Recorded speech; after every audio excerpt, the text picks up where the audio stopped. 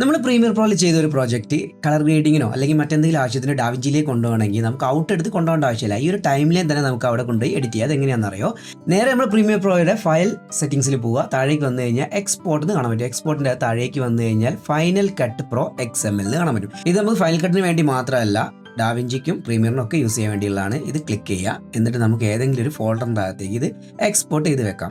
ഞാൻ 1 എന്നുള്ളൊരു പേര് കൊടുത്തിട്ട് ഇവിടേക്ക് സേവ് ചെയ്യാണ്. എക്സ്പോർട്ട് ചെയ്തു. നേരെ നമ്മൾ ഡാവിഞ്ചിൻ്റെ അകത്ത് വരിക. ഇവിടെ നമുക്ക് പുതിയ ടൈം ലൈൻ ക്രിയേറ്റ് ചെയ്യേണ്ട ആവശ്യമില്ല. എഡിറ്റ് പേജിൻ്റെ അകത്ത് മീഡിയ പൂളിൻ്റെ അകത്ത് വന്ന് മാസ്റ്ററിൻ്റെ അകത്ത് ഇവിടെ ഈ ഒരു ഏരിയയിൽ റൈറ്റ് ക്ലിക്ക് ചെയ്യുക, ടൈം ലൈൻ കൊടുക്കുക. അതിൽ ഇമ്പോർട്ട് ടൈം ലൈൻ എന്ന് കാണാൻ പറ്റും. അതിൽ XML ഓപ്ഷൻ കണ്ടോ, ഇത് ക്ലിക്ക് ചെയ്യുക. എന്നിട്ട് നമ്മൾ 1 നമുക്ക് ഏതാണോ ഇതിൻ്റെ അകത്ത് നമ്മൾ എക്സ്പോർട്ട് ചെയ്ത ടൈം ലൈൻ അതിനെ സെലക്ട് ചെയ്യുക, അല്ലെങ്കിൽ ഇമ്പോർട്ട് കൊടുക്കുക, ഓക്കെ കൊടുക്കുക. ഇനി നമുക്ക് കളർ ഗ്രേഡ് ചെയ്യാം, ട്രാൻസ്ലേഷൻ ചെയ്യാം, എഫക്റ്റ് ചെയ്യാം. എന്നിട്ട് നേരെ ഇവിടെ നിന്ന് തന്നെ റെൻഡർ ഔട്ട് എടുക്കണം. തിരിച്ച് നമ്മൾ പ്രീമിയറിൽ കൊണ്ടുപോയി കഴിഞ്ഞാൽ ആ സെറ്റിംഗ്സ് ഒന്നും അവിടെ ഉണ്ടാവില്ല. ഇവിടെ വെച്ച് തന്നെ നമ്മൾ ഔട്ട് എടുക്കേണ്ടതാണ്. ഈ വീഡിയോ ഇഷ്ടപ്പെട്ടെങ്കിൽ ലൈക്ക് ചെയ്യുക, ഷെയർ ചെയ്യുക, സബ്സ്ക്രൈബ് ചെയ്യുക. അടുത്തൊരു വീഡിയോ കാണുന്നവരെ ബൈ.